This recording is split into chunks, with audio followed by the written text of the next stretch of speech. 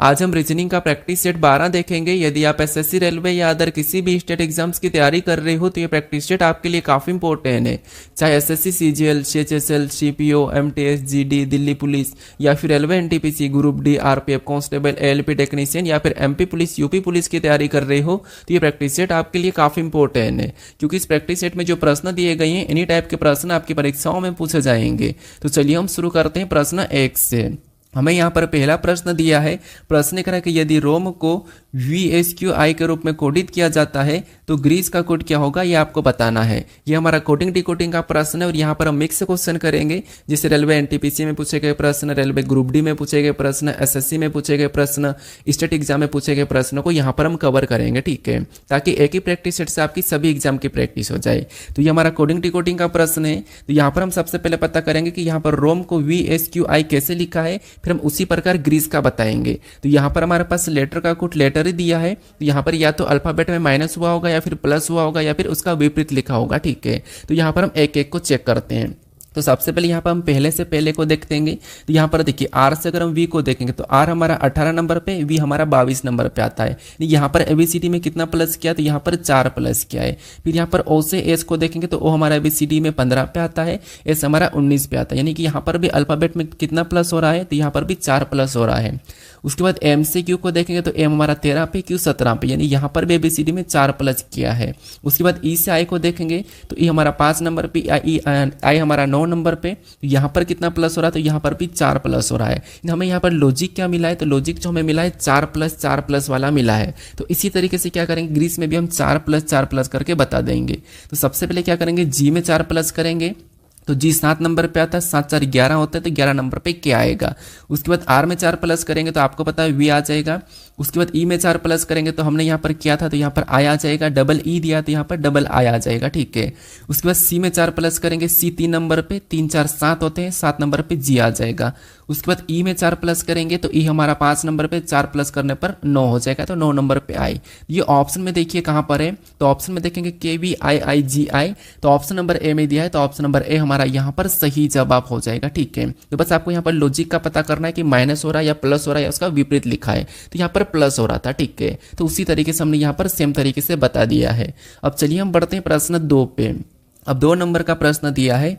प्रश्न करें कि ए बी की एकमात्र पुत्री है जो सी का एकमात्र पुत्र है, ए का सी से क्या संबंध है, ये आपको बताना है। ये हमारा रक्त संबंध का प्रश्न है, ब्लड रिलेशन का प्रश्न है।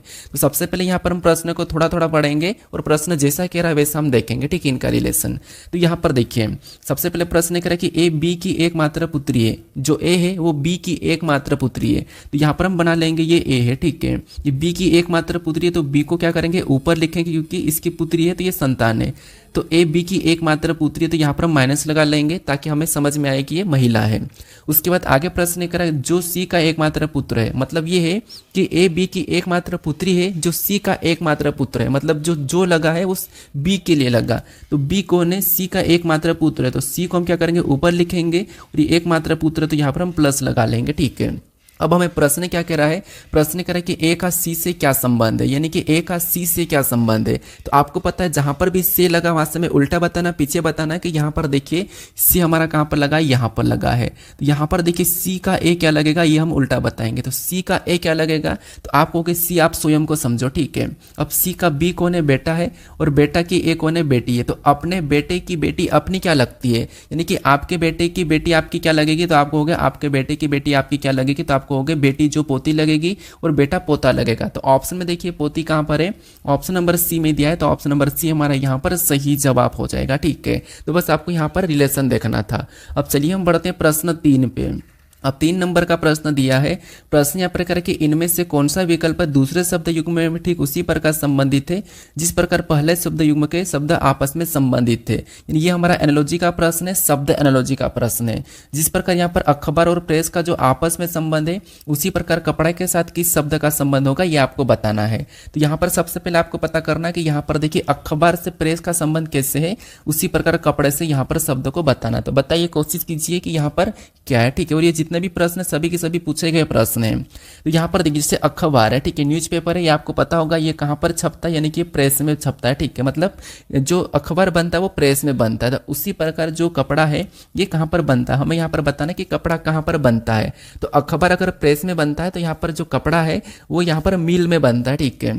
तो ऑप्शन में देखिए मिल कहाँ पर है, तो ऑप्शन नंबर सी में दिया है, ऑप्शन नंबर सी हमारा यहाँ पर सही जवाब हो जाएगा, ठीक है। काफी सारे स्टूडेंट ने दर्जी सोचा होगा, लेकिन दर्जी में बनता नहीं है, दर्जी तो बनाता है। यहाँ पर कहाँ पर बनता है, जैसे जहाँ अखबार छपता है उसे हम क्या कहते हैं, प्रेस कहते हैं। वैसे ही कपड़े जो बनते हैं उसे हम क्या कहते हैं, मिल कहते हैं, ठीक है, बहुत सारे मिल। तो इसीलिए यहाँ पर सी सही जवाब होगा। अब बढ़ते हैं प्रश्न 4 पे।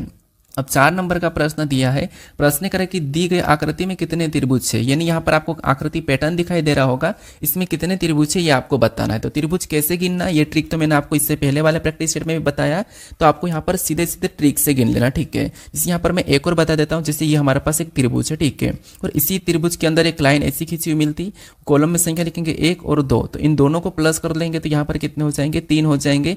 इस आकृति में त्रिभुज की संख्या कितनी है, 3 है। तो इसी तरीके से ऐसे कैसे त्रिभुज हमें यहाँ पर बनते हुए दिख रहे, एक हमारा यहाँ से ये वाला बन रहा है, तो इसमें कितने हो जाएंगे, तो इस हिसाब से यहाँ पर 3 हो जाएंगे, ठीक है।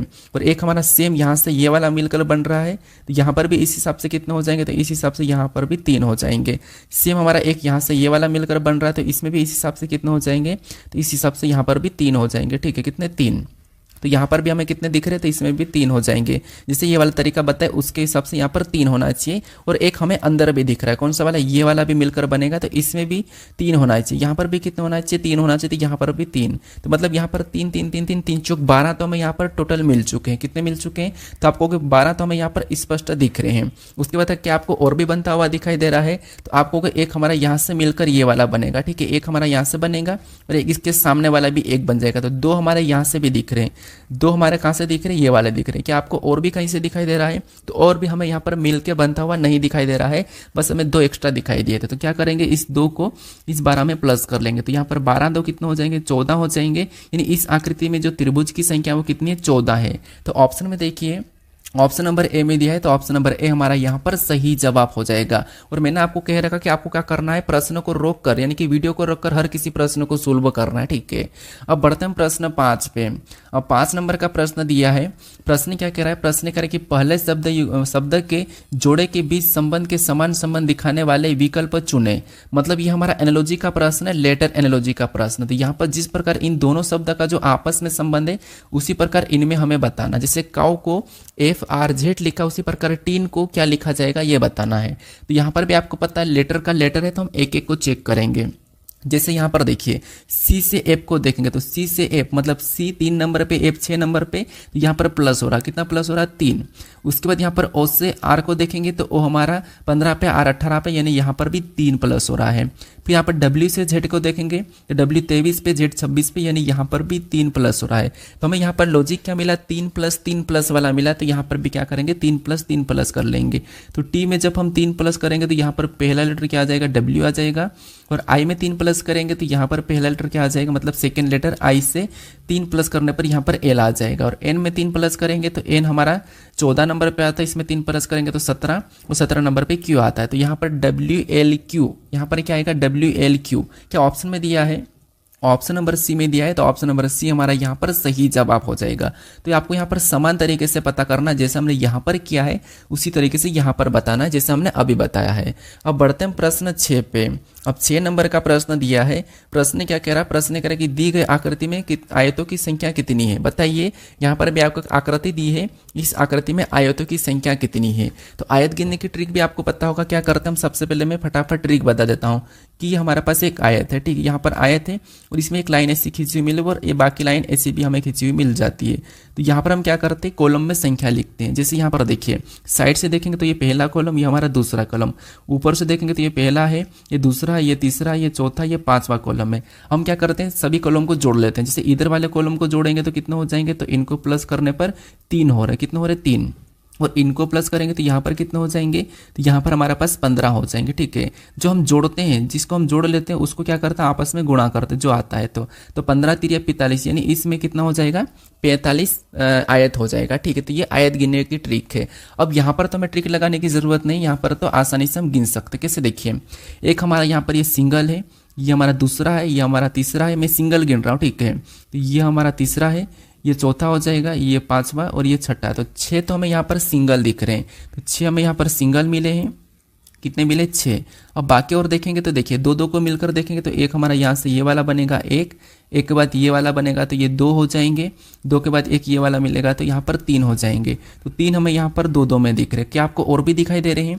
तो आप कहोगे एक हमारा यहाँ से इधर से मिलकर बनेगा तो ये पहला हो जाएगा, एक हमारा यहाँ से और मिलकर बनेगा ये वाला, तो ये हमारा दूसरा हो जाएगा। तो 2 हमें यहाँ पर भी देख रहे हैं। उसके बाद एक हमारा पूरा बड़ा वाला भी तो दिखेगा, मतलब बड़ा वाला भी तो बनेगा ये वाला, तो एक हमें बड़ा वाला दिख रहा है। तो ये सभी को प्लस करेंगे तो 6 3 9 2 11 1 12, यानी यहाँ पर कितने देखने को मिल रहे हैं हमें? यहाँ पर आयतों की संख्या जो मिली है वो 12 मिली है। तो ऑप्शन में देखेंगे तो ऑप्शन नंबर ए में दिया है, तो ऑप्शन नंबर ए हमारा यहाँ पर सही जवाब हो जाएगा, ठीक है। तो बस यहाँ पर ट्रिक लगाने की जरूरत नहीं पड़ी थी क्योंकि लाइन अलग अलग थी, तो हमें यहाँ पर 12 देखने को मिले हैं। अब चलिए हम बढ़ते हैं प्रश्न 7 पे। अब 7 नंबर का प्रश्न दिया है, प्रश्न करें कि श्रृंखला में अगला पद ज्ञात कीजिए। बताइए यहाँ पर आवश्यकता है, इच्छा है, लक्ष्य है, प्रयास है, तो अगला शब्द कौन सा होगा? मैंने आपको पिछले 2 प्रैक्टिस सेट में भी बताया था कि आपको अभी जो प्रश्न देखने को मिल रहे हैं वो शब्द सीरीज के देखने को मिल रहे हैं। हालांकि शब्द सीरीज के बहुत कम पूछे जाते हैं लेकिन एडिक्यूटिव पैटर्न पे मिल रहे हैं, ठीक है। तो देखिए मान लो कोई आवश्यकता, हमें सबसे पहले कोई आवश्यकता है, उसके बाद हम उसकी इच्छा रखते हैं, इच्छा करने के बाद हम लक्ष्य तय करते हैं, फिर हम उसका प्रयास करते हैं, तो प्रयास करने के बाद हमें क्या मिलता है? तो आपको हो गया आवश्यकता जो इच्छा है, इच्छा के बाद लक्ष्य, लक्ष्य के बाद प्रयास है। तो जब हम प्रयास करते हैं किसी भी चीज में, जैसे आप भी अभी प्रयास कर रहे हो तो आपको क्या मिलेगा? तो आपको हो गया परिणाम, यानी कि रिजल्ट मिलेगा। तो यहाँ पर क्या होगा? जो प्रश्नवाचक चिन्ह है यहाँ पर परिणाम होगा, ठीक है। क्या होगा? रिजल्ट होगा, क्योंकि अभी आपको रिजल्ट मिलेगा, प्रयास करने के बाद रिजल्ट मिलता है, ना कि असफलता, योजना, आदत, ये नहीं है, ठीक है। मतलब असफलता भी मिल सकती है प्रयास करने के बाद, लेकिन हम यहाँ पर श्रृंखला के हिसाब से परिणाम देखेंगे सबसे पहले। मतलब परिणाम के बाद सफलता असफलता आती है, पहले परिणाम आता है, तो इसलिए ये वाला नहीं होगा। ऑप्शन नंबर सी यहाँ पर सही जवाब होगा, ठीक है। तो परिणाम मिलेगा, परिणाम के बाद सफलता या असफलता मिलेगा। अब चलिए हम बढ़ते हैं प्रश्न 8 पे। अब 8 नंबर का प्रश्न दिया है, प्रश्न का निम्नलिखित में से कौन सा जोड़ा उन तत्वों को सही जोड़ा है जो एक दूसरे के विपरीत आते हैं जब खुले पासे को बंद किया जाता है। तो मतलब यहाँ पर हमें बताना कि खुले पासे में कौन से जोड़े हैं जो एक दूसरे के विपरीत थे। तो जैसे यहाँ पर देखिए, आपको पता होगा कि यहाँ पर हम एक छोड़ के एक चलते, तो यहाँ पर सी को छोड़ेंगे तो जी आ जाएगा। उसके बाद यहाँ पर क्या करेंगे? उसके बाद यहाँ पर सी से जी को छोड़ देंगे तो एल आ जाएगा, और बाकी बचा हुआ यहाँ पर बी का एल आ जाएगा, ठीक है। इनमें कोना और भुजा मिला हुआ नहीं होना चाहिए, ये मैंने आपको पहले भी बता रखा। जब भी हम विपरीत निकालते हैं तो जो 2 विपरीत जोड़े रहते हैं उनका कोना भुजा मिला हुआ नहीं होता है। तो यहाँ पर इनका कोना और भुजा में किसी का भी मिला हुआ नहीं दिखाई देता। एस का जी निकाला तो यहाँ पर भी इसका कोना भुजा नहीं है। सी का हमने यहाँ पर क्या निकाला था? एल, तो इनका भी कोना भुजा नहीं मिला हुआ है। तो अब यहाँ पर हम ऑप्शन में देखेंगे, तो ऑप्शन में देखिए, क्या सी और जी आपस में विपरीत है? तो नहीं। सी और एल है तो ये नहीं होगा। क्या बी और एल है? तो बी और एल भी नहीं है। सी और एल है तो ये भी नहीं होगा। उसके बाद क्योंकि बी और तो जे है, उसके बाद सी और एल है क्या? तो हाँ, सी और एल आपस में विपरीत जोड़ा है। क्या एल और एस है? नहीं, एस तो जी है तो ये भी नहीं होगा। तो ऑप्शन नंबर सी वाला यहाँ पर सही जवाब होगा, जो कि विपरीत जोड़ा है, ठीक है। बंद करने पर ये विपरीत बनेंगे, तो इसलिए ऑप्शन नंबर सी यहाँ पर सही जवाब होगा। अब चलिए हम बढ़ते हैं प्रश्न 9 पे। अब 9 नंबर का प्रश्न दिया है, प्रश्न कर कि वह पता चुने जो नीचे दिए गए पते के समान हो। मतलब यहाँ पर हमें एड्रेस दिया है, इस एड्रेस के समान होना चाहिए। कौन सा एड्रेस? तो ये जो ऊपर दिया है S15 गोकुल धाम, यहाँ पर अजमेर रोड, यहाँ पर जयपुर राजस्थान 30/2006 दिया है, इस पते के समान होना चाहिए। तो बताइए इस पते का समान कौन सा विकल्पों में है? तो ये SSC CGL का प्रश्न, और SSC CGL में हर शिफ्ट में आपको एक एड्रेस वाला प्रश्न देखने को मिला है, ठीक है। तो देखिए कभी कभी आसान होता है, कभी थोड़ा सा आपको बारीक से देखना पड़ सकता है। तो यहाँ पर जयपुर राजस्थान दिया है, और जयपुर राजस्थान केवल एक ही ऑप्शन में बी में, क्योंकि यहाँ पर हरियाणा है, यहाँ पर मध्य प्रदेश है, यहाँ पर गुजरात है, तो ये तो होंगे नहीं। तो यहाँ पर हमें सेम पता करना था, तो जयपुर राजस्थान हमें केवल ऑप्शन नंबर डी में दिया है, तो ऑप्शन नंबर डी हमारा यहाँ पर सही जवाब होगा। अब चलिए हम बढ़ते हैं प्रश्न 10 पे। अब 10 नंबर का प्रश्न दिया है, प्रश्न करें कि प्रश्न आकृति के सामने रखे जाने पर छायांकित भाग के सामने कौन सी सही छवि बनेगी। तो बताइए यहाँ पर इसकी आकृति इस साइड कैसे बनेगी, इसकी छवि इस साइड कैसे बनेगी, ये आपको बताना है। तो ये हमारा कौन सा आकृति मतलब दर्पण प्रतिबिंब वाला प्रश्न है। तो यहाँ पर देखिए, मैंने आपको पिछले प्रैक्टिस सेट में बताया था कि आपको गलती निकाल के प्रश्न को सोल्व करना है। तो सबसे पहले जो अंदर का बॉक्स दिखाई दे रहा है, ये वाला गोल वाला, ठीक है, ये कैसा रहेगा? ये कुछ इस प्रकार का बनता हुआ दिखाई देगा। और ऐसा वाला अगर हम ऑप्शन में देखते तो यहाँ पर देखिए, यहाँ पर सीधा की सीधा है, तो क्या ये हो सकता है? तो ऑप्शन नंबर बी नहीं हो सकता, बाकी में सभी में है। उसके बाद मान लो मैं ऊपर वाला जो त्रिभुज है वो कैसा रहेगा, तो वो तो वैसा की वैसा रहेगा, उस पर तो कोई प्रभाव नहीं पड़ेंगे। लेकिन जो अंदर की लाइन है वो कैसी दिखाई देगी, तो यहाँ पर ऐसी ऐसी है, ठीक है। तो इधर आके कैसी दिखाई देगी, तो इधर आके जो दिखाई देगी वो ऐसी ऐसी दिखाई देगी। कैसी कैसी, ऐसी ऐसी दिखाई देगी, ऐसी वाली। तो ऐसी वाली अगर हम ऑप्शन में देखते हैं तो कहाँ पर है, तो आपको होगा ऐसी वाली। अगर हम इसमें देखेंगे तो इसमें तो ऐसी ऐसी है, तो ये नहीं होगा। इसमें तो मैं यहाँ पर सीधी हो सकी, जबकि सीधी तो होगी ही नहीं, तो ये भी नहीं होगा। तो केवल हमें जो मिल रही है वो यहाँ पर मिल रही है। यहाँ पर ऑप्शन नंबर डी हमारा यहाँ पर सही जवाब होगा। हमने गलती निकाल के ऑप्शन तीनों को एलिमिनेट कर दिया, ठीक है। तो आपको हमेशा गलती निकालना, आपको बाकी कोई भी देखने की जरूरत नहीं, हमेशा आपको एक एक चीज़ में गलती निकालना। पूरा आप अगर पेज पे बनाओगे, उससे पलटाओगे तो इसमें काफ़ी ज़्यादा समय लगता है, ठीक है। अब बढ़ते हैं प्रश्न 11 पे। अब 11 नंबर का प्रश्न दिया है।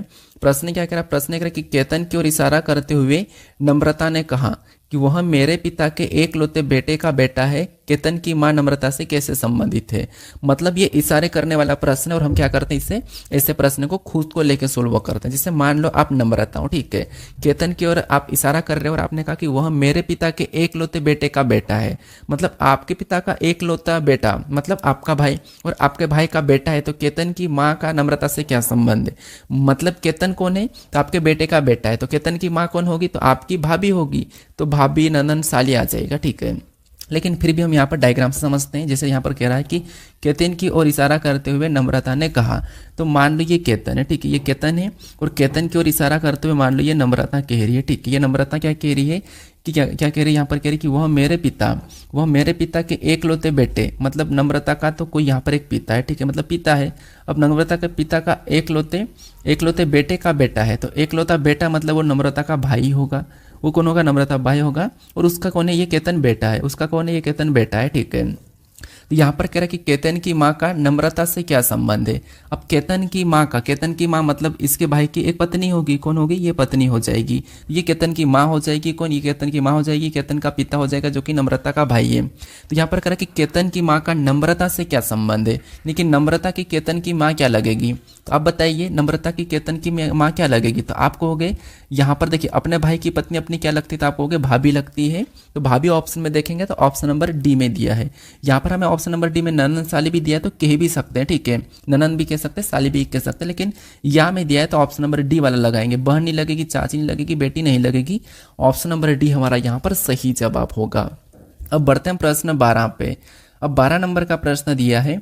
यहाँ पर प्रश्न क्या कह रहा है, प्रश्न कह रहा है कि निम्नलिखित में से 3 एक निश्चित तरीके से समान है जबकि एक भिन्न है, भिन्न की पहचान करें। मतलब आपको यहाँ पर 4 विकल्प दिए हैं, विटामिन दिए हैं, इनमें से 3 एक जैसे एक अलग है, उसका चयन करके आपको बताना है। तो ये रेलवे का प्रश्न है, आसान प्रश्न है। आपको बस अलग बताना है, vitamin A, vitamin C, vitamin D, vitamin K, तो कौन सा वाला अलग है। तो आपको हो गए, अगर हम यहाँ पर देखेंगे तो विटामिन ए, सी, डी ये सब तो विटामिन, तो फिर हम अलग कैसे बताएंगे। तो आपको पता होगा कि बी और सी, विटामिन बी और सी, बी और सी ये सभी की, ये दोनों की दोनों विटामिन क्या है, ये दोनों की दोनों जल में घुलनशील है। क्या है, ये जल में घुलनशील है, ठीक है, ये जल में घुलनशील है। और बाकी बी और सी को छोड़ के बाकी सभी के सभी वसा में घुलनशील है। तो यहाँ पर हमें सी दिया है, तो सी को हम यहाँ पर लगाएंगे क्योंकि ये जल में घुलनशील है। बाकी तीनों ऑप्शन जो है वो वसा में घुलनशील, तो इस प्रकार से हम अलग करेंगे, ठीक है। अगर बी और सी दोनों दिए जाते हैं तो फिर हम कन्फ्यूज होते हैं, फिर हम यहाँ पर और अलग तरीके से लगाते हैं। लेकिन यहाँ पर सी हम लगाएंगे क्योंकि एग्जामिनर ने भी सी को ही सही माना है, ठीक है। अब बढ़ता हम यहाँ पर प्रश्न 13 पे। अब 13 नंबर का प्रश्न दिया है। ये प्रश्न थोड़ा सा हटके प्रश्न है, जो दिल्ली पुलिस और एसएससी जैसे एग्जाम में पूछा गया था। बस हमें यहाँ पर मान रख के सोल्व करना है कि जैसे यहाँ पर कह रहा है कि यदि किसी संख्या, यहाँ पर कह रहा है कि ए और बी के लिए ए माइनस बी को, यहाँ पर देखिए, यहाँ पर मैं लिख लेता हूँ 4 के बाद ए का स्क्वायर है, ठीक है, ए स्क्वायर प्लस 4b, यहाँ पर क्या है 4b के बाद -7 है, ठीक है, -7 है, ठीक है। तो यहाँ पर हमें क्या करना होगा, समीकरण को रखना है, ठीक है, मतलब संख्या को रख के सोल्व करना है। कैसे, देखिए, तो सबसे पहले हम यहाँ पर रखेंगे 4 को, तो वैसा की वैसा लिखेंगे 4, जहाँ पर कुछ नहीं होता वहाँ पर गुणे का चिन्ह लगाते हैं। ए स्क्वायर, ए मतलब ए की जगह पर इसको ए और बी मानेंगे, ठीक है। यहाँ पर करा ना ए और बी, मतलब यहाँ पर ये ए हो जाएगा और ये हमारा बी हो जाएगा, ठीक है। तो ये ए और बी मान रहे हैं हम उनको। तो यहाँ पर क्या करेंगे, ए की जगह हम 3 को रखेंगे और 3 का स्क्वायर लगा देंगे, प्लस फिर 4 की जगह बी है तो बी की जगह 2 रखेंगे। तो यहाँ पर हम क्या करेंगे, गुणा करेंगे और गुणा 2 रखेंगे, ठीक है। बी है तो बी की जगह 2 को रखेंगे और गुणा 2 और -7। अब इस समीकरण को सोल्व करेंगे। तो सबसे पहले यहाँ पर 4 तो वैसा ही लिखेंगे, गुणे का यहाँ पर 3 का वर्ग करेंगे तो 9 हो जाएगा, प्लस फिर 4 का क्या करेंगे, 4 गुणे 2 वैसा ही लिख लेते हैं, -7 भी वैसा ही लिखते हैं। यहाँ पर हमने वैसा की वैसा लिखा है, एक बार हमने स्टेप चेंज कर लिए। अब गुणा करेंगे तो 9 चौक कितने हो जाएंगे, तो 9 चौक 36 हो जाएंगे। यहाँ पर कितना हो रहा है, गुणा करने पर 9 चौक 36 हो रहे हैं, प्लस का 4 दूना 8 हो रहा है तो 8 लिखेंगे, प्लस का मतलब माइनस का 7 उतारेंगे। अब यहाँ पर देखिए, अब यहाँ पर क्या करेंगे, 36 + 8 करेंगे तो कितने हो जाएंगे, 36 + 8 मतलब 24 हो जाएंगे, सॉरी 44 हो जाएंगे। 44 में से 7 को माइनस करेंगे तो यहाँ पर कितने बचेंगे, 37 बचेंगे।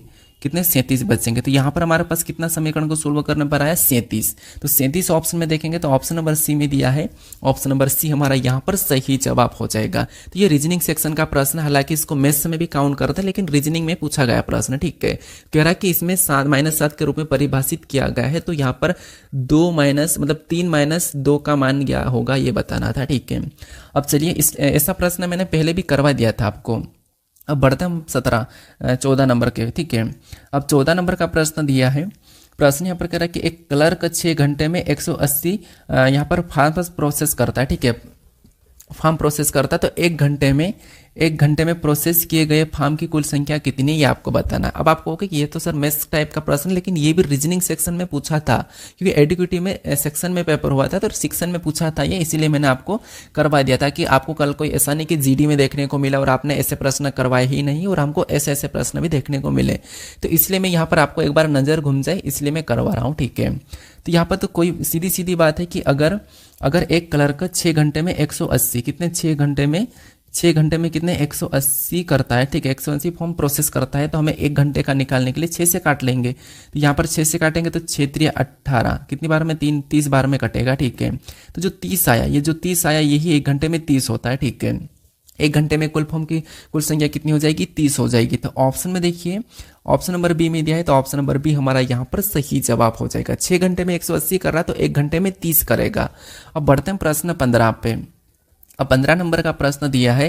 प्रश्न यहाँ पर कह रहा है कि a + b का अर्थ है कि a b की बेटी है, a - b का अर्थ है कि a b का पति है, a × b का अर्थ है कि a b का भाई है। तो यदि p × q + r है तो निम्नलिखित में से कौन सा सत्य है ये बताना है। तो ये हमारा रक्त संबंध का ही प्रश्न है। तो यहाँ पर देखिए, सबसे पहले इन दोनों में रिलेशन देखेंगे हम। तो यहाँ पर गुणे का चिन्ह है और गुणे का अर्थ क्या है, a × b का अर्थ है कि a b का भाई है, ए बी का भाई है, तो यहाँ पर भी पी क्यू का भाई हो जाएगा। पी क्या हो जाएगा, क्यू का भाई, तो यहाँ पर हम पी क्यू का भाई बनाते हैं। पी कौन है, क्यू का भाई है। उसके बाद आगे देखिए, आगे इन दोनों में देखेंगे तो यहाँ पर क्या है, प्लस है। प्लस का अर्थ क्या करें कि ए + बी का अर्थ है ए बी की बेटी है, तो यहाँ पर भी क्यू आर की बेटी हो जाएगी। क्यू कौन हो जाएगी, आर की बेटी हो जाएगी। तो आर को हम कहाँ लिखेंगे, ऊपर लिखेंगे, ठीक है। तो क्यू कौन है, आर की बेटी है। अब हमें यहाँ पर कह रहा है कि निम्नलिखित में से कौन सा सत्य है, तो हमें ऑप्शन से देखना होगा, क्योंकि यहाँ पर जो हमें दिख रहा है कि आर की बेटी क्यू है, क्यू का पी भाई है। और अगर हम ऐसा देखा जाएगा तो ये अगर भाई है तो ये इसका पिता या कोई भी हो सकता है, ठीक है, पिता या माता, क्योंकि ये कंफर्म नहीं कि माता है कि पिता है। तो अब देखिए, पहला ऑप्शन क्या कह रहा है कि पी आर का भाई है। क्या यहाँ पर पी आर का भाई दिख रहा नहीं, पी तो आर का बेटा है, तो ये तो नहीं होगा।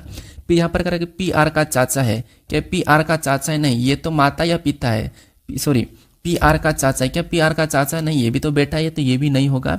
उसके बाद पी आर का बेटा है, तो ये सही है कि पी आर का बेटा है। पी आर का पिता है, तो पी आर का पिता नहीं है, तो ये भी गलत हो जाएगा। ऑप्शन नंबर डी यहाँ पर सत्य है, ठीक है, सॉरी ऑप्शन नंबर सी यहाँ पर सत्य है, तो ऑप्शन नंबर सी यहाँ पर सही जवाब होगा। तो इनमें भी मैं आपको हर रोज आपको ऐसे प्रश्न करवा रहा हूँ। अब बढ़ते हैं प्रश्न 16 पे। अब 16 नंबर का प्रश्न दिया है।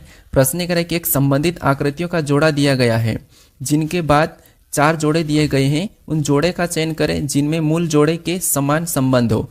मतलब यहाँ पर हमारे पास जोड़े हैं फर्स्ट और सेकंड, इनके समान ही संबंध वाला हमें यहाँ पर देखना है। तो सबसे पहले देखिए, पहली आकृति से इस आकृति को देखें तो ये वाली जो आकृति है ये पूरी तरह से पलट गई, ठीक है, ये पलटी है और पलट गई, और ये त्रिभुज भी पलट गई। ये दोनों की दोनों उधर जाके पलट गई और ये ऊपर जाके इस पर रखा गया है। तो ऐसा अगर हम देखेंगे तो ये जो आकृति पलटना चाहिए पलटेंगे, लेकिन यहाँ पर सीधी की सीधी दिखाई दे रही है, ऑप्शन नंबर ए नहीं होगा। अब यहाँ पर भी नीचे वाली आकृति सबसे पहले पलटेगी, तो नीचे मतलब ये वाली पलटेगी, ठीक है, ये वाली पलटेगी तो पलटने पर वैसी की वैसी रहेगी, कोई फर्क नहीं पड़ेगा। और ये वाली पलटेगी तो ये उल्टी हो जाएगी, उस पर टच होना चाहिए, तो टच हो रही है, मतलब ये वाला इसका संबंध जो ये सही है, ठीक है, ये सही दिख रहा है कि ये वाली पलटेगी तो क्या वैसी की वैसी रहना चाहिए, लेकिन यहाँ पर तो 2 लाइन बन रही, मतलब सी नहीं होगा। ये पलटेगा तो यहाँ पर वैसा की वैसा रहेगा, ठीक, और ये ऊपर चलेगा, ये ऊपर नहीं जाएगा, यहाँ पर जो इतना हिस्सा ऊपर जा रखा ये भी नहीं जाएगा, तो डी वाला नहीं होगा। ऑप्शन नंबर यहाँ पर बी वाला हमारा यहाँ पर सही जवाब होगा। ये जो आकृति इस पैटर्न के समान हमारे पास ऑप्शन नंबर बी है। अब बढ़ते हैं प्रश्न 17 पे। अब 17 नंबर का प्रश्न दिया है। प्रश्न क्या कह रहा है? प्रश्न कह रहा है कि दिए गए समीकरण को सही बनाने के लिए किन दो चिन्हों को आपस में बदलना चाहिए। यानी इस समीकरण को सही बनाने के लिए किन दो चिन्हों को बदले कि हमारे पास यहाँ पर छाछाट आ जाए। ठीक है, तो ये हमारा गणितीय संक्रिया का प्रश्न, हमें ऑप्शन से चिन्ह को बदलना है। तो सबसे पहले मान लो यहाँ पर हम क्या करते हैं, इन दो चिन्हों को बदलते, क्योंकि ऑप्शन से बदल रहे हैं। तो यहाँ पर मैं लिख लेता हूँ 97 गुणे के जगह में प्लस लगाना। ठीक है, चिन्हों को बदल रहे थे। तो यहाँ पर फिर 23 लिखूंगा। 23 के बाद यहाँ पर माइनस है तो माइनस को तो रखूंगा, इसको बदलने की जरूरत नहीं है। प्लस की जगह में यहाँ पर गुणा लगाना है। उसके बाद यहाँ पर 9 और भागित तो वैसा की वैसा आएगा। ठीक है, तो भागित 3। अब ये समीकरण को सोल्व करने पर हमारे पास छाछाट आना चाहिए। अगर नहीं आया तो हम यहाँ पर दूसरे चिन्हों को देखेंगे। तो सबसे पहले भाग देंगे, तो भाग कितनी बार में जाएगा? 3 बार में जाएगा। 3 3 9। फिर यहाँ पर देखिए ऊपर से उतारेंगे तो 97 प्लस 23 माइनस 18 3 54 में सीधा गुणा कर देना हो तो 18 3 54।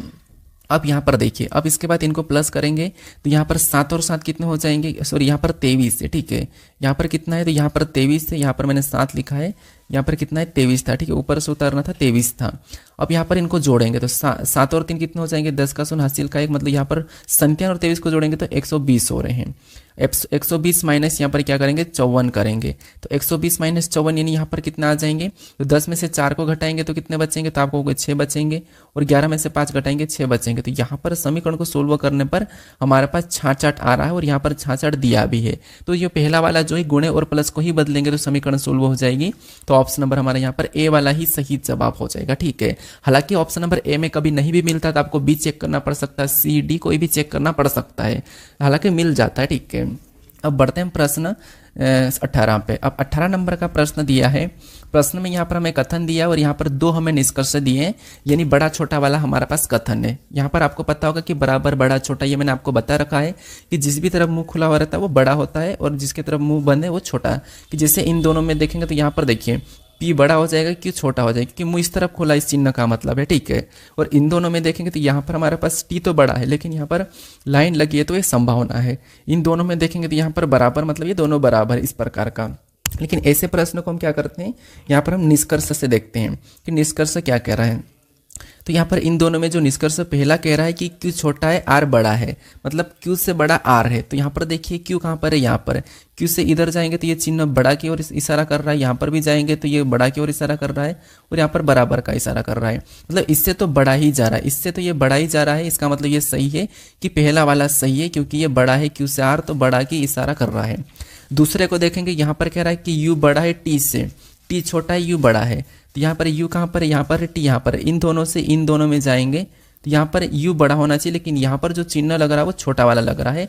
टी और आर बराबर है, यहाँ पर आर बड़ा है और ये छोटा है, तो ये बराबर है और आर बड़ा है। इसका मतलब ये यू बड़ा नहीं है। यहाँ पर यू बड़ा नहीं दिख रहा है लेकिन यहाँ पर बड़ा कह रहा है, तो ये नहीं होगा। केवल निष्कर्ष यहाँ पर एक ही सत्य है, तो केवल पहला सत्य है। तो ऑप्शन नंबर यहाँ पर ए वाला हमारा सही जवाब हो जाएगा। ठीक है, ये तो मैंने कल भी आपको ऐसे प्रश्नों को सोल्व करना सिखाया था। अब बढ़ते हैं प्रश्न 19 पे। अब 19 नंबर का प्रश्न दिया है।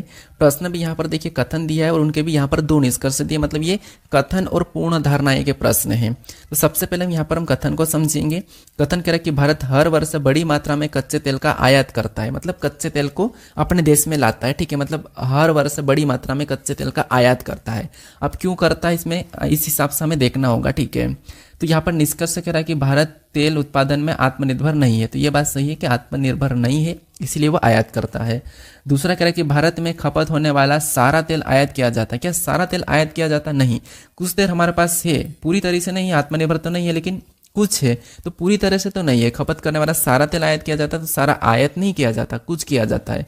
तो इसलिए दूसरा गलत है, पहला सही है। तो ऑप्शन में देखेंगे पहला अनुसरण करता है, तो ऑप्शन नंबर यहाँ पर ए में दिया है, तो ऑप्शन नंबर ए हमारा यहाँ पर सही जवाब होगा। अब चलिए हम बढ़ते हैं प्रश्न 20 पे। अब 20 नंबर का प्रश्न दिया है, ये भी हमारा कथन निष्कर्ष का ही प्रश्न है। कथन दिए, 2 निष्कर्ष दिए। तो सबसे पहले हमें कथन को समझना है, कथन को सत्य मानना है।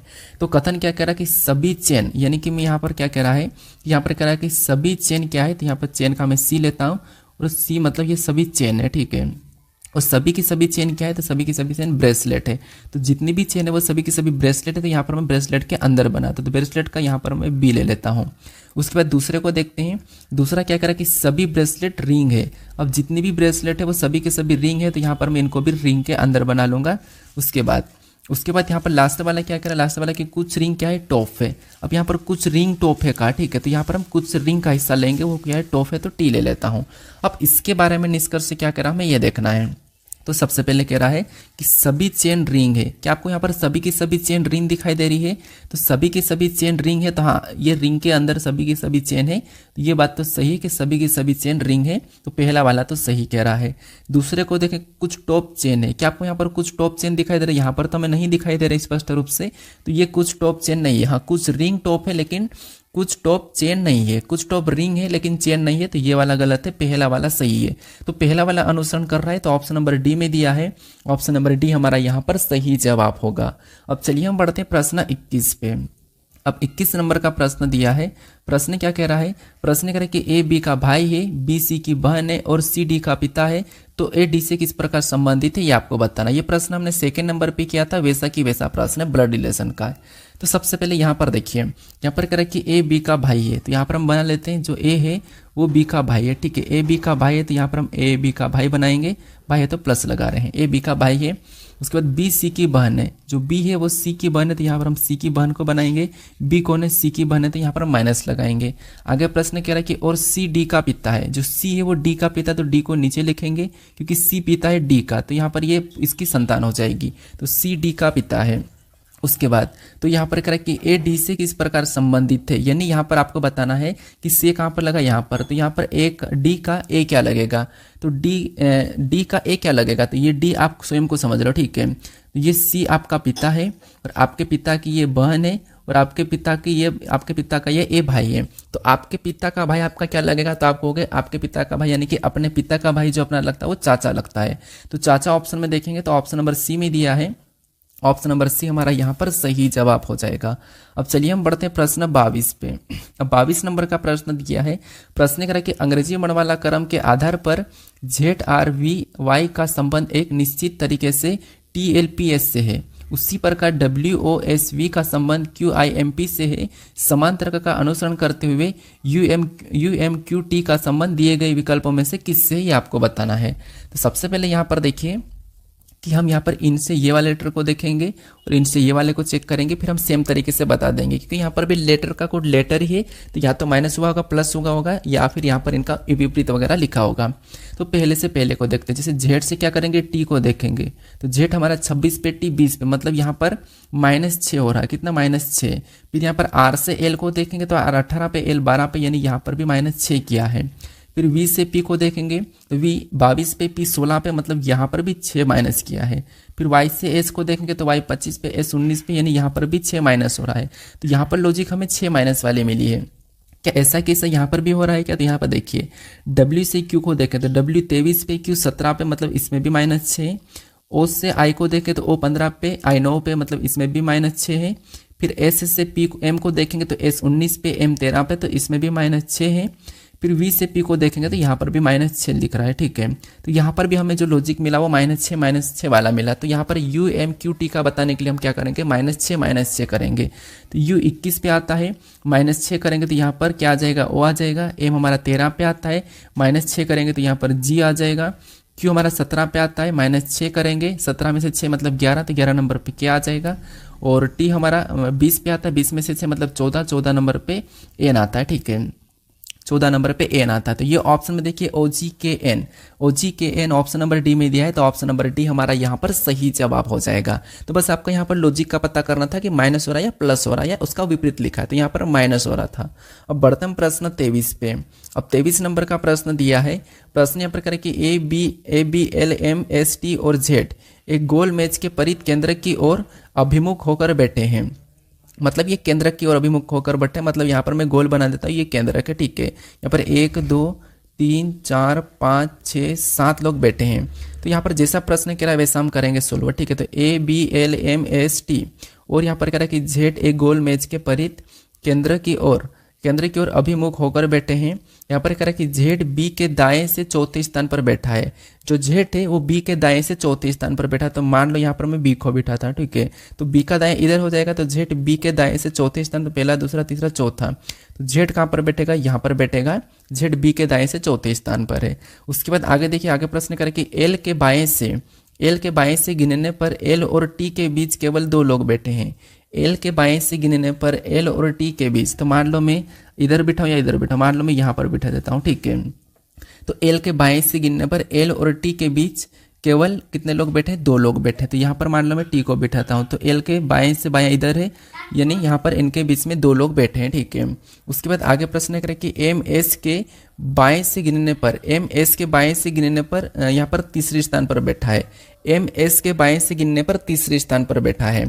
तो यहाँ पर एम जो है एस के बाएं से गिनने पर, एम जो एस के बाएं से गिनने पर तीसरे स्थान पर बैठा है। तो एम को बाएं से, मतलब एस को कहाँ पर बैठाएंगे, तो मान लो मैं एस को यहाँ पर बैठाता हूँ। तो एस के बाएं से गिनेंगे, तो बाएं से गिनने पर तीसरे स्थान पर एम यहाँ पर आना चाहिए, इस साइड बायां है, ठीक है। आगे प्रश्न करें कि एस और टी का निकटतम पड़ोसी एन है। एस और टी का निकटतम पड़ोसी एस है, मतलब सॉरी एन है। तो एन है, तो यहाँ पर तो एन आएगा नहीं, तो हमें यहाँ पर वापस से पलटाना होगा, ठीक है। वापस हमें यहाँ पर पीछे करना होगा, क्योंकि यहाँ पर हमें फिर से बिठाना है। यहाँ पर क्या रहा था कि एल के बाएं से गिनने पर एल और टी के बीच केवल 2 लोग बैठे हैं। तो अब एल को कहाँ पर बिठाएंगे, एल और टी के बीच, क्योंकि यहाँ पर एस और टी का निकटतम पड़ोसी एन है, तो यहाँ पर बीच में आना चाहिए। तो एल में इस साइड बिठाता हूँ, ठीक है। एल के यहाँ पर क्या करा, एल और टी के बीच केवल 2 लोग बैठे हैं। तो एल के बाएं से, तो यहाँ पर मैं टी को बिठा देता हूँ, तो ये 2 लोग बैठेंगे, ठीक है। और यहाँ पर देखिए, यहाँ पर जेड था, यहाँ पर कौन था, जेड था, तो यहाँ पर मैं जेड को बिठा लेता हूँ। उसके बाद आगे प्रश्न क्या करा, प्रश्न करें कि एम एस के बाएं से तीसरे स्थान पर बैठा है। एम जो एस के बाएं से तीसरे स्थान पर बैठा है, एम एस से, तो यहाँ पर एस आ जाएगा, और एस के बाएं से तीसरे स्थान पर यहाँ पर एम आ जाएगा। आगे प्रश्न करें कि एस और टी का निकटतम पड़ोसी एन है। तो एस और टी का निकटतम पड़ोसी अभी यहाँ पर एन आ जाएगा, ठीक है। तो हमें बस थोड़ा सा इनका स्थान चेंज करना था, बाकी जैसा प्रश्न कहा था वैसा हो चुका है। और प्रश्न ये करा कि एन के बाएं से गिनने पर जेड और एन के बीच कितने लोग हैं। एन के बाएं से गिनना है, तो एन कहाँ पर है, यहाँ पर है, और इसका बायां किस साइड हो जाएगा, इस साइड हो जाएगा। इधर से गिनेंगे तो 1 2 3 4 है, तो जेड के बीच में कहा तो 4 लोग बैठे हैं। तो 4 ऑप्शन में देखेंगे तो ऑप्शन नंबर डी में दिया है, ऑप्शन नंबर डी हमारा यहाँ पर सही जवाब हो जाएगा। अब चलिए हम बढ़ते प्रश्न 24 पे। अब 24 नंबर का प्रश्न दिया है।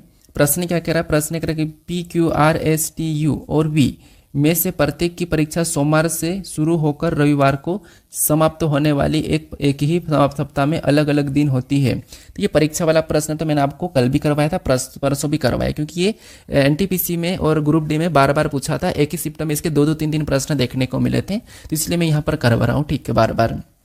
तो यहाँ पर देखिए, सबसे पहले जैसा प्रश्न कह रहा है वैसा हम देखेंगे कि सबसे पहले क्या कह रहा है, सोमवार से रविवार, मतलब सोमवार का आपको पता है यहाँ पर मैं मंडे लूंगा, मंडे के बाद मैं यहाँ पर ट्यूसडे के बाद यहाँ पर वेडनेसडे के बाद थर्सडे के बाद फिर फ्राइडे, और फ्राइडे के बाद सैटरडे से मैं संडे ले लूँगा। संडे जो कि आपको पता होगा छुट्टी रहती है, तो मैं लाल कलर का कर देता हूँ, ये मैंने पीछे भी करवाया था। अब यहाँ पर हम देखेंगे, ठीक है। अब यहाँ पर देखेंगे, प्रश्न करें कि पी की परीक्षा बुधवार को होती है, यानी कि जो पी की परीक्षा वो बुधवार को होगी। तो बुधवार कहाँ पर है, यहाँ पर है, तो पी की परीक्षा बुधवार को हो गई है, ठीक है। उसके बाद आगे प्रश्न क्या करें, यहाँ पर सभी की परीक्षा होगी, ठीक है, सभी की होगी। अभी पी की परीक्षा इसने कहा कि बुधवार को होती है, तो यहाँ पर हम पी को बुधवार को रख दिया है। उसके बाद आगे प्रश्न करें, पी और एस के बीच ठीक 3 लोगों की परीक्षा होती है। पी और एस के बीच ठीक 3 लोगों की परीक्षा होती है। तो पी और एस को कहाँ पर रखेंगे कि पी और एस के बीच 3 लोगों की परीक्षा होगी। तो एस को हम यहाँ पर रविवार को करवाएंगे इसकी एग्जाम, तब इनके बीच में 3 लोगों की हो जाएगी। इस साइड तो होगा नहीं, क्योंकि पी की बुधवार को हो रही है। उसके बाद आगे प्रश्न करें कि वी की परीक्षा टी के ठीक बाद, वी की जो परीक्षा है टी के ठीक बाद, और क्यू यहाँ पर करें कि और क्यू की परीक्षा टी से ठीक पहले होती है। तो टी की परीक्षा हम यहाँ पर शुक्रवार को करवाएंगे, तो वी की परीक्षा टी के ठीक बाद और क्यू की परीक्षा ठीक पहले, ठीक है। तो यहाँ पर क्यू आ जाएगा, ये आ गया, ठीक है। तो यहाँ पर क्या था कि वी की परीक्षा टी के ठीक बाद है और क्यू की परीक्षा टी से ठीक पहले है, तो ये टी से ठीक पहले है। अब आगे प्रश्न क्या पूछ रहा है, आगे प्रश्न करके यू और टी के बीच केवल 3 लोगों की परीक्षा होती है। तो यू और टी के बीच केवल 3 लोगों का मतलब यू की परीक्षा सोमवार को होगी, ठीक है। अब 3 लोग यहाँ पर बीच में बच चुके हैं, तो एक कौन बचा है, तो आप कहोगे एक आर बचा है, तो आर की परीक्षा फिर मंगलवार को होना चाहिए। तो ये हमने आर को भी मंगलवार को रख दिया है। अब हमें प्रश्न क्या पूछ रहा है, प्रश्न करें क्यू के बाद कितने लोगों की परीक्षा होती है, बताइए क्यू के बाद। तो क्यू यहाँ पर है, तो क्यू के बाद कितने लोगों की परीक्षा हो रही है, तो क्यू के बाद 3 लोगों की परीक्षा हो रही है। ऑप्शन में देखिए 3 कहाँ पर है, तो ऑप्शन नंबर हमारे पास यहाँ पर बी में दिया है, तो ऑप्शन नंबर बी हमारा यहाँ पर सही जवाब हो जाएगा, ठीक है, ऑप्शन नंबर बी। अब चलिए हम पढ़ते हैं प्रश्न 25 पे। अब 25 नंबर का प्रश्न दिया है। प्रश्न यहाँ पर क्या कह रहा है, प्रश्न करें कि एक दीवार घड़ी में 3:20 मतलब 3:20 बजे तो उसका दर्पण प्रतिबिंब समय क्या होगा, बताइए। एक दीवार घड़ी में 3:20 हो रही है, ठीक है, तो उसमें दर्पण प्रतिबिंब का समय क्या होगा ये आपको बताना। तो इसमें देखिए एक तो हमें यहाँ पर दर्पण पूछा जाता है और एक हमें जल दर्पण पूछा जाता है, एक हमें दर्पण पूछा जाता है और एक हमें जल पूछा जाता है, दोनों में अलग अलग है। तो आज मैं यहाँ पर दर्पण पर बताता हूँ। दर्पण में जब भी आपको पूछा जाएगा तो उसको हमेशा क्या करना, आपको 11:60 में से घटाना, मतलब 11:60 में से आपको हमेशा उससे घटा लेना है। तो यहाँ पर हमें 3:20 दिया है, तो 3:20 को हम यहाँ पर इसमें से घटा लेंगे, क्या करेंगे 3:20 को घटा लेंगे। तो हमेशा आपको क्या करना है 11:60 में से घटाना है। तो 60 में से 20 को घटाएंगे तो यहाँ पर 40 बचेंगे, समय का अनुपात वैसे रखेंगे, और 11 में से 3 को घटाएंगे तो यहाँ पर 8 आएगा। तो यहाँ पर जो समय निकला हमारे पास यही वाला हमारा पास आंसर होगा। यहाँ पर क्या निकला 8:40। ऑप्शन में देखेंगे तो ऑप्शन नंबर ए में दिया है, ऑप्शन नंबर ए हमारा यहाँ पर सही जवाब हो जाएगा। अब आपको जल पूछेगा तो जल वाला मैं आपको कल वाले प्रैक्टिस सेट में करवा दूंगा, ठीक है। तो 2 ही पूछे जाते हैं, जल और कौन सा पूछा जाता है, ये दर्पण वाला, नॉर्मल दर्पण और एक जल प्रतिबिंब, तो 2 पूछे जाते हैं। दोनों का मैं ट्रिक बता दूंगा। हमेशा आपको दर्पण में क्या करना, जब भी आपको नॉर्मल दर्पण दिया जाए तो उससे 11:60 में से घटाना है। तो यहाँ पर हमने 25% प्रश्न कर लिया। अभी ये आपके लिए टेस्ट क्वेश्चन है और यहाँ पर आपको क्या करना है, सिंगल लेटर का कोड बताना है। जैसे यहाँ पर एस है तो एस का कोड बताना है। तो बताइए मुझे यहाँ पर जिस प्रकार लिंक को 9236 और सिंक को 6349 लिखा है, तो यहाँ पर एस के लिए कोड क्या होगा। तो सिंगल लेटर का कोड बताने के लिए मैंने आपको बता रखा हर बार का। तो यहाँ पर मुझे इसका सही जवाब क्या करोगे, कमेंट करके बताओगे, ठीक है। तो इसका सही जवाब कमेंट कीजिए। अगर आपने इस चैनल को अभी तक सब्सक्राइब नहीं करा तो यहाँ पर आपको लोगो दिखाई देगा, यहाँ पर क्लिक करके कर लीजिए। बाकी अगर इससे पहले वाले वीडियो को नहीं देखा तो यहाँ पर क्लिक करके उससे भी देख लीजिए, ठीक है।